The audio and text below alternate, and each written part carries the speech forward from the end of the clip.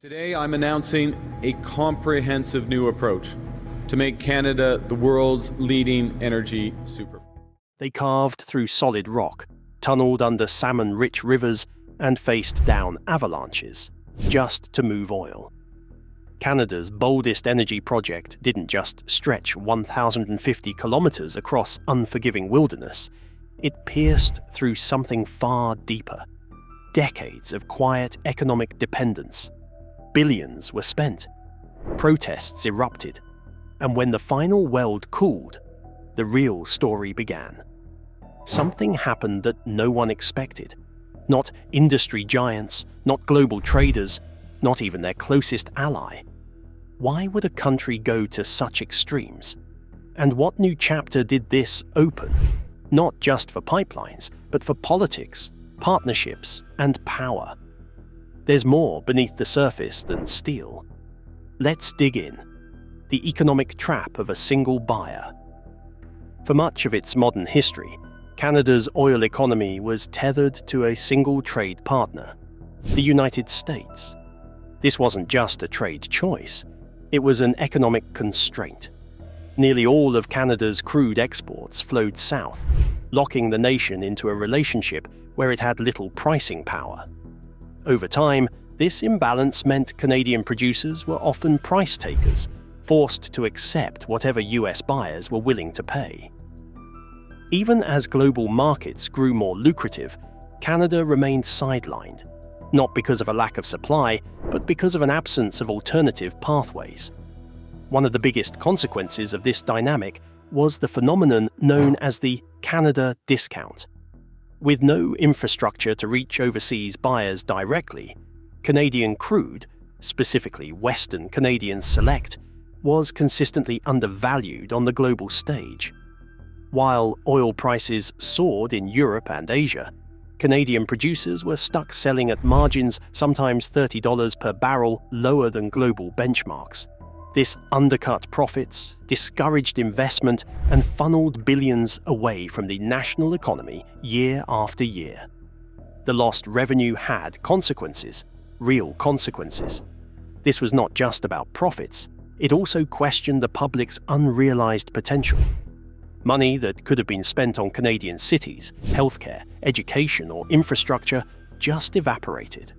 Slower development was deeply felt in small, oil-dependent communities, and the national economy was denied all the benefits from its most prized line of business. It was really a lost opportunity all across the board. Money was just an aspect. It wasn't merely about pumping more oil with the Trans Mountain expansion, it was about releasing an opportunity for the economy. With a pathway to global markets, Canadian oil was now free to pursue better prices and different partners. The two-pipeline oil had ceased to be a one-way street in this historical arrangement between Canada and the world, the oil on the one side, but the world on the other side. It was not just a pipeline, it was an economic relief valve that had been under immense pressure for far too long. But solving the problem wasn't just about recognizing it, it meant taking a bold leap towards something Canada had long hesitated to do. Why diversification became urgent. By the early 2020s, the global energy landscape had begun to shift rapidly. New markets were emerging, geopolitical tensions were reshaping alliances, and traditional energy flows were being re-evaluated. For Canada, this posed a risk and an opportunity. With nearly all of its oil exports tied to one customer, Canada lacked the flexibility to adjust, adapt, or compete. As demand surged in Asia and Europe, Canadian producers were stuck watching from the sidelines, not because of a lack of supply, but because they had no route to these growing markets. At the same time, countries like Brazil, Norway, and the UAE were diversifying and strengthening their own global export networks. Canada, once considered a stable and reliable supplier, risked being left behind in a fast-evolving race for influence in global energy markets. Compounding the issue was Canada's rigid export infrastructure. Pipelines flowed primarily south, designed in a post-war era when the US was the only logical buyer. That model was never built for a world of multilateral trade. the reality was stark.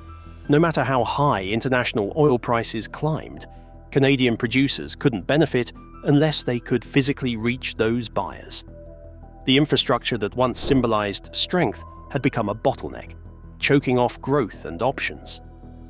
Strategically, beyond mere economics, this unbroken chain of American economic dependency also became a source of strategic liability.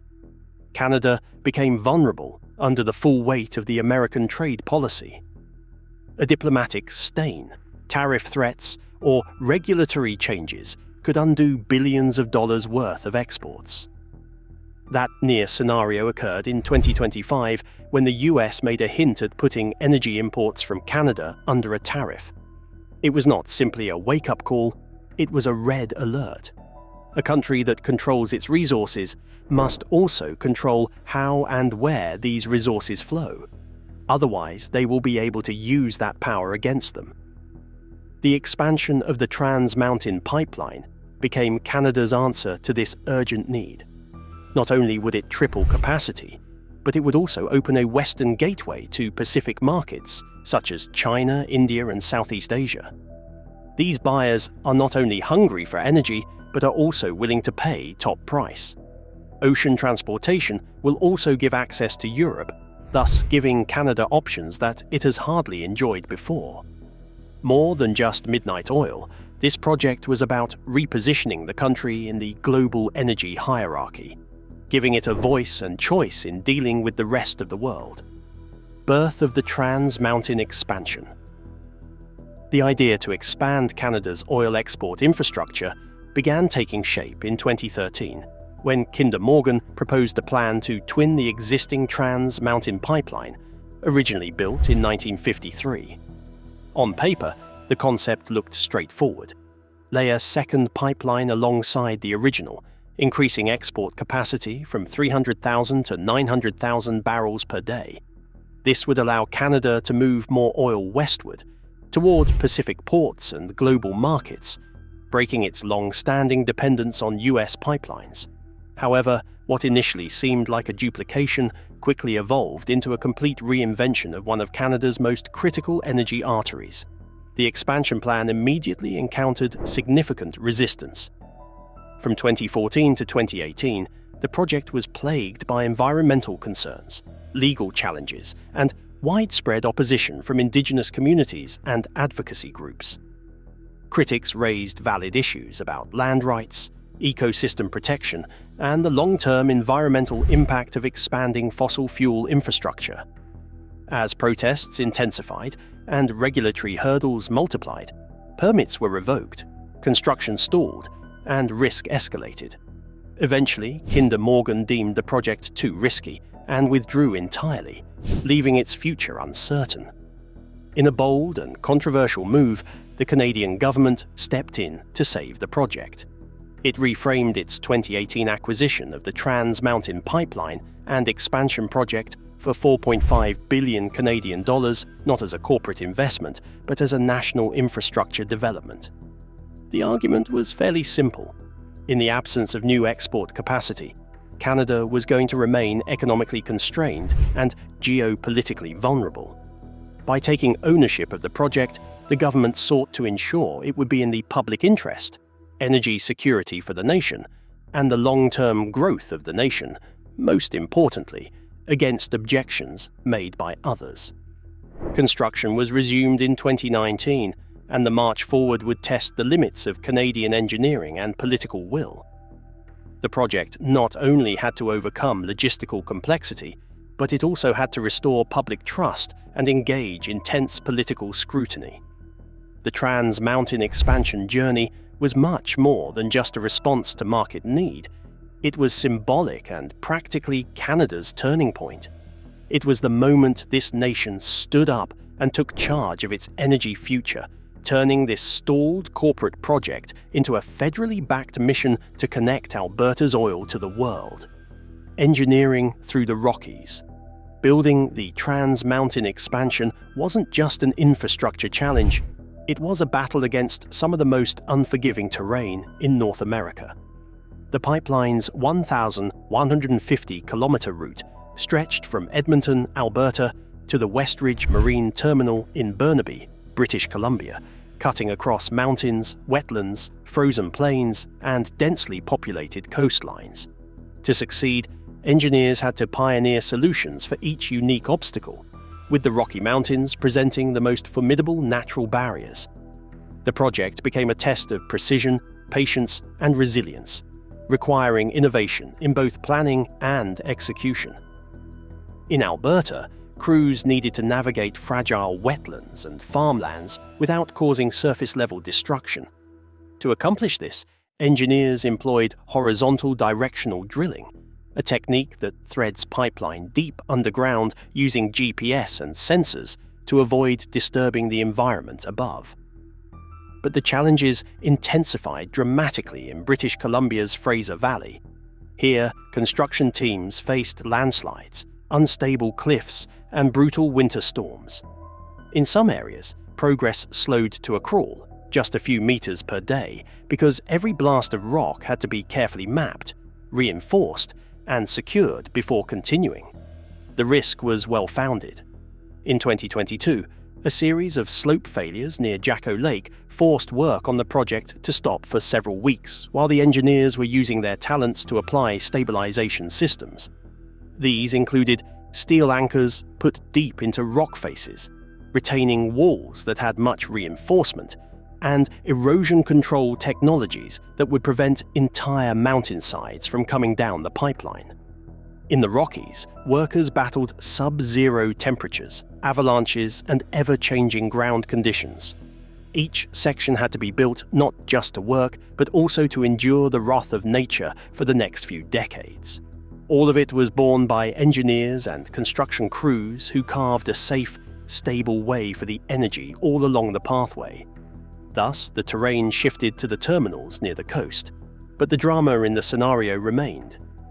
The team was also tasked with twinning sections of the original 1953 pipeline, restoring an additional 200 kilometers of standalone infrastructure, and adding new pumping stations to ensure continuous flow. At the same time, it underwent a complete overhaul with deep-water tanker berths, storage tanks, and a spill prevention system for the Westridge Marine Terminal near Vancouver. This terminal would be Canada's global energy gateway. But all of these activities would have carried on without the determination of engineers and construction crews who carved their way in safe and stable conditions among some of the harsh weather of Canada. The Indigenous impact and partnerships, while the Trans-Mountain Expansion project was driven by national economic strategy, its impact on Indigenous communities became one of its most defining and complex dimensions. From the outset, the project intersected with the rights, lands, and concerns of numerous Indigenous groups across Alberta and British Columbia. Many communities raised serious concerns about land sovereignty, environmental protection, and the long-term implications of expanding fossil fuel infrastructure through traditional territories. These concerns fueled protests, legal challenges, and widespread debate over the project's legitimacy and impact. Despite the tensions, the project also created a framework for Indigenous engagement and participation that became a cornerstone of its execution. As construction resumed under federal ownership in 2019, efforts to foster partnerships with Indigenous groups intensified. The result was a significant shift. Rather than being passive stakeholders, many Indigenous communities became active participants in the pipeline's development. More than 3,600 Indigenous workers were hired over the course of the project, providing employment opportunities that extended beyond temporary construction roles and into skill development and long-term careers. These partnerships went a long way to impact the economy, creating a permanent benefit for those communities traditionally excluded from major resource projects worth more than 6 billion Canadian dollars awarded in contracts directly to Indigenous-owned businesses. These contracts cover a wide variety of works, including environmental monitoring, construction, logistics, and safety operations. Indirectly, for most of these communities, these agreements were not merely financial achievements, but avenues towards economic self-determination and growth for the businesses within their territories. A system based on major infrastructure projects in Canada is thus opened up by these partnerships. It was not, however, a clean slate, and a great deal of doubt and suspicion still remain. But in the end, the Trans Mountain expansion had shown that good engagement with Indigenous peoples is possible and very necessary. Just as the project married economic participation access with dialogue and contract equity, it also presented a prototype for infrastructural reconciliation through the pipeline, wherein it marched the oil not alone on the national resource development approaches regarding Indigenous lands. While community partnerships shaped the project above ground, a quiet innovation was rewriting the rules below it.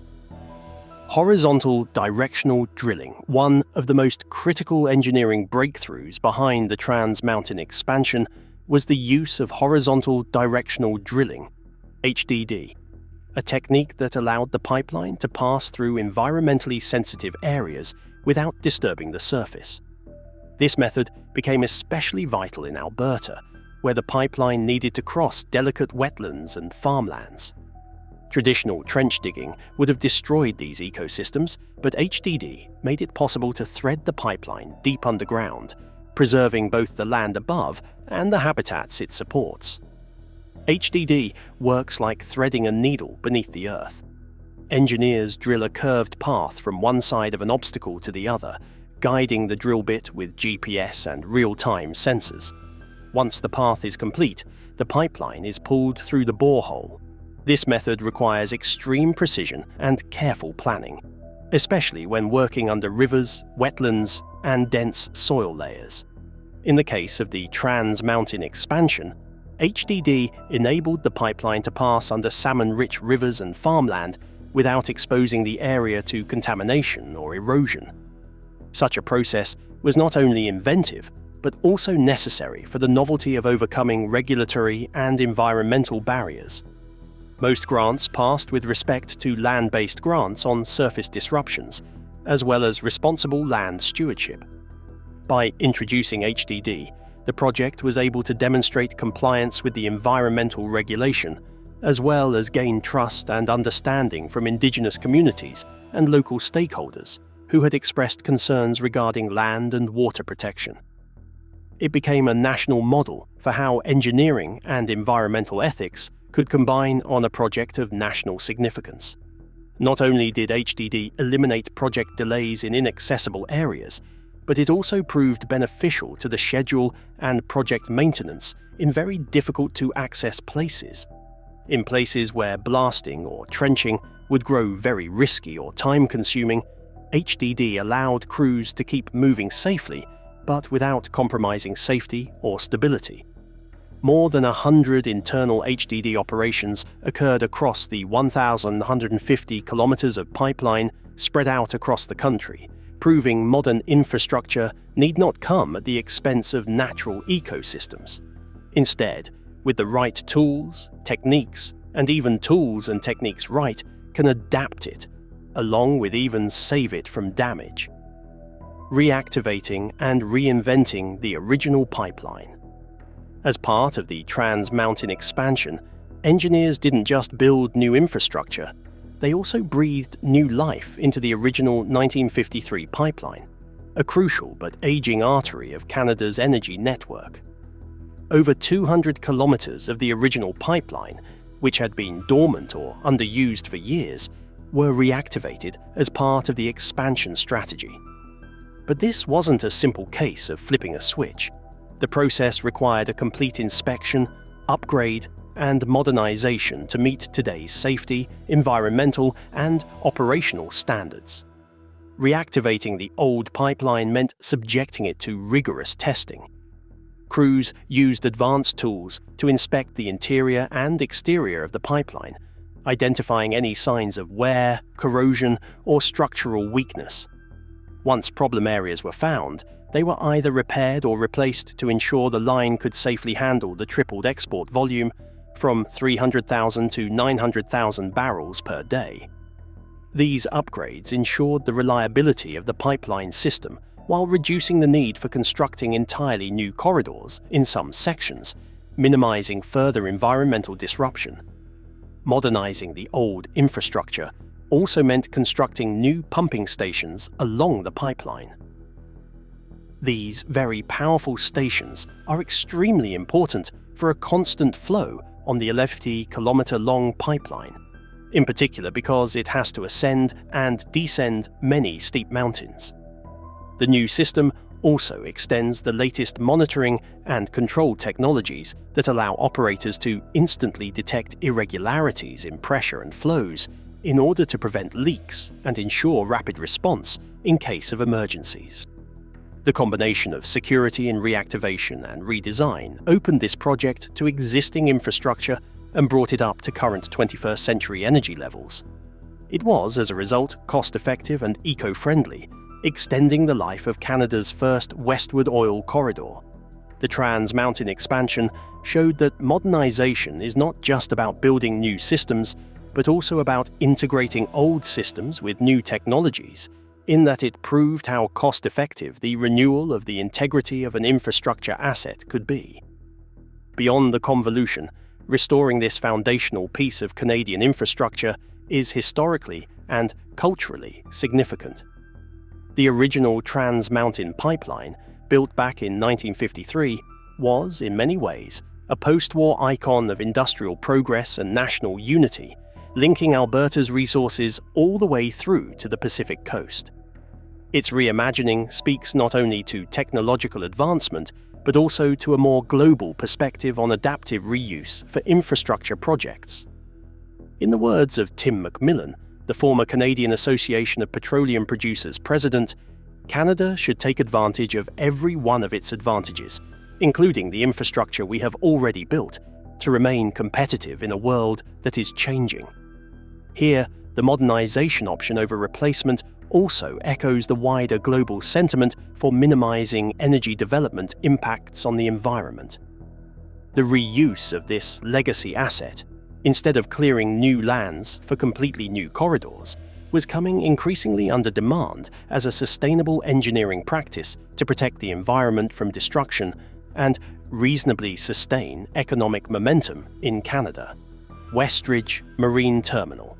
At the heart of Canada's push to diversify its oil exports lies the Westridge Marine Terminal in Burnaby, British Columbia, the endpoint of the Trans Mountain expansion and the country's new energy gateway to the Pacific. This terminal underwent a complete transformation as part of the project, evolving from a modest shipping facility into a modern export hub capable of serving global markets. Strategically located on Canada's west coast, it now allows Canadian crude to bypass congested US pipelines and sail directly to Asia, Europe, and other international destinations. To meet the demands of the expanded pipeline, the terminal was outfitted with 3 deep-water tanker berths, enabling it to handle a much higher volume of large ocean-going vessels. These berths were designed to accommodate the increased export capacity of 900,000 barrels per day, tripling what the original pipeline could move. The expansion also added 19 high-capacity storage tanks, creating the ability to manage oil flow with greater flexibility and efficiency, critical for navigating the timing and logistics of global shipping schedules. Most significant were the security features that formed an integral part of the upgrades. The terminal was equipped with high-tech monitoring equipment and advanced spill prevention systems to minimize environmental risks and quickly respond to potential incidents. Important features in the process of attaining regulatory clearance and public acceptance of the expansion of the terminal were crucial. With an eye toward improving its international environmental image, Canada made sure this terminal boasted the highest operational standards as part of the non-negotiable project aspect. The newly refurbished Westridge Marine Terminal not only provides a sailing point, still, it will also help Canada achieve the strategic energy independence stance for which it has been striving internationally.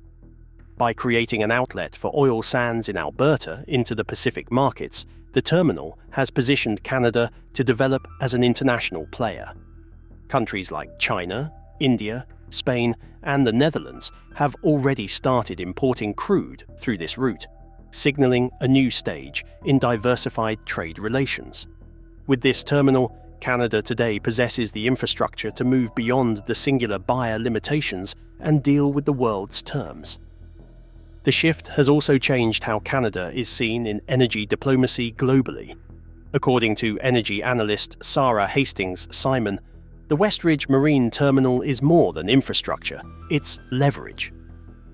With that direct export oil channel to fast-growing economies in the Asia-Pacific, Canada has entered a more competitive space where energy is no longer just a commodity but a tool of foreign policy. For instance, the 2024 multi-billion-dollar crude importing deal with China would have remained logistically impossible without that Pacific gateway. More recently, India and South Korea, nations previously underserved by Canadian exports, now regard Canada as a more credible and strategically positioned supplier. This terminal doesn't just move oil, it moves influence, allowing Canada to take part in high-stakes energy conversations even while seated at the global table, rather than waiting outside the room. Economic windfall. The completion of the Trans Mountain expansion marked not just the end of a massive construction project, it signaled the beginning of a new era in Canada's energy economy. With export capacity tripling from 300,000 to 900,000 barrels per day, Canada unlocked access to global markets, significantly increasing the value of its oil exports. In 2023 alone, the country exported 4.8 million barrels of oil per day, a 3.4% increase from the previous year, bringing in an estimated 124 billion Canadian dollars, which represented 16% of the nation's total exports. These figures highlight the pipeline's immediate impact on trade, positioning Canada as a stronger player in the global oil market. Beyond trade, the economic benefits of the project have translated directly into national growth. Projections estimate that TMX could contribute up to 24 billion Canadian dollars annually to Canada's GDP, injecting life into an economy still recovering from the disruptions of the early 2020s.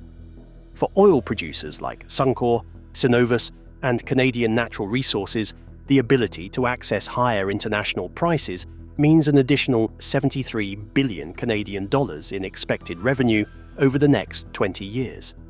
This revenue doesn't just benefit corporations, it has a ripple effect across the entire Canadian economy through jobs, investments, and community services.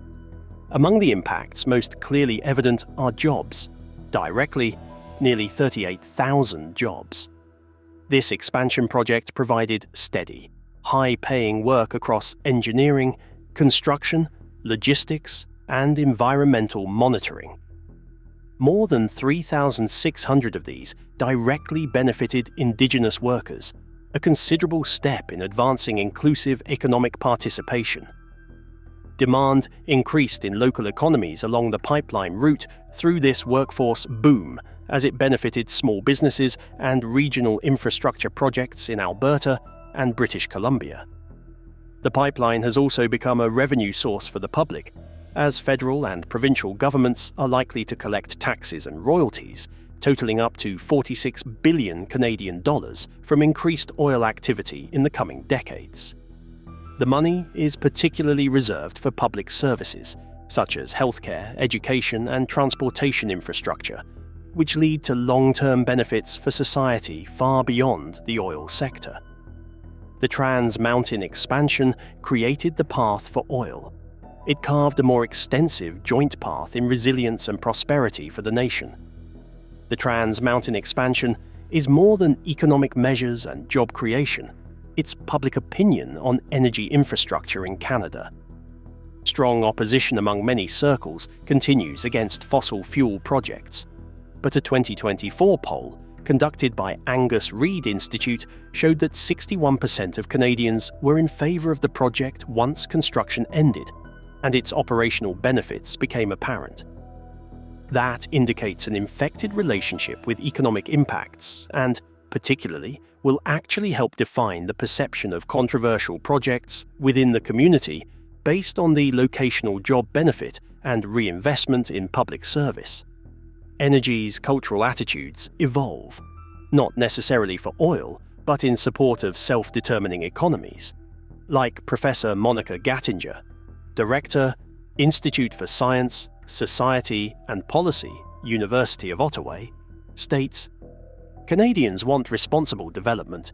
If it creates jobs, respects Indigenous rights, and strengthens national leverage, such a pipeline becomes more than a pipeline. It becomes a symbol of sovereignty."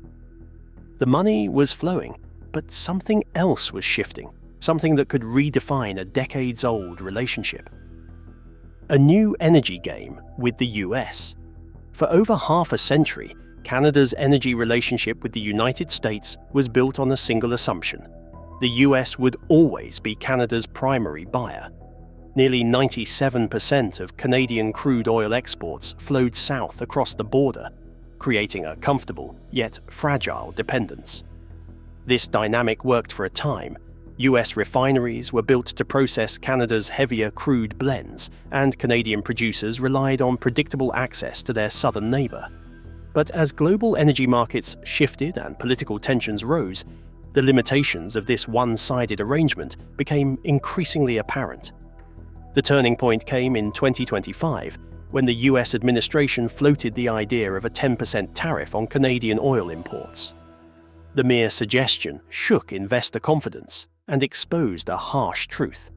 Canada's energy economy was operating at someone else's discretion. For Canadian producers, the potential losses were massive, and for the US, the threat of losing a reliable supplier wasn't easy to dismiss.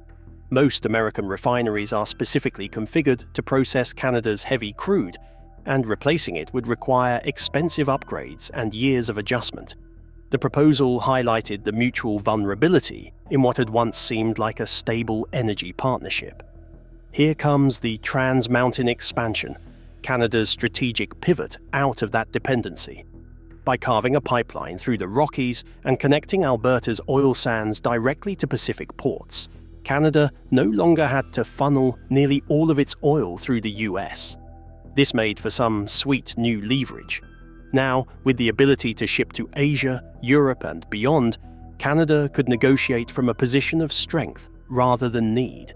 It was a subtle but powerful repositioning from energy junior to strategic equal in North America's energy landscape.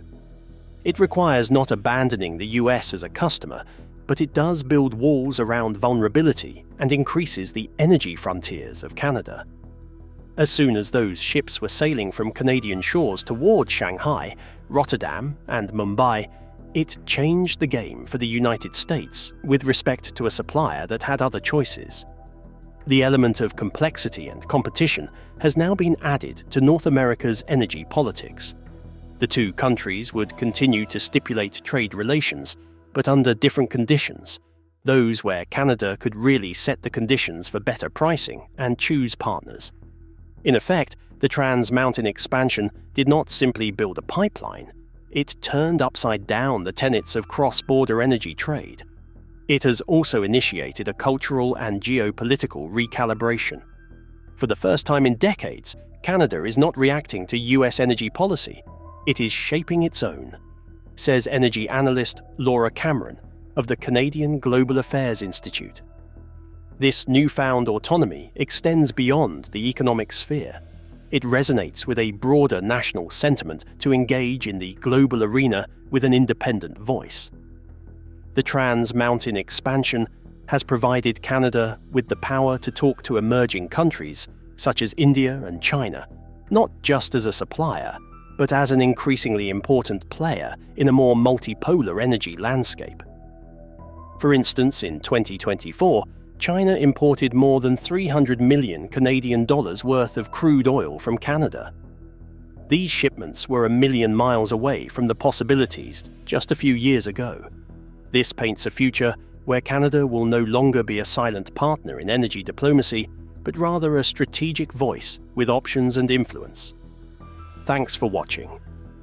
If this story gave you a new perspective on pipelines, power, or Canada's energy future, hit that like button.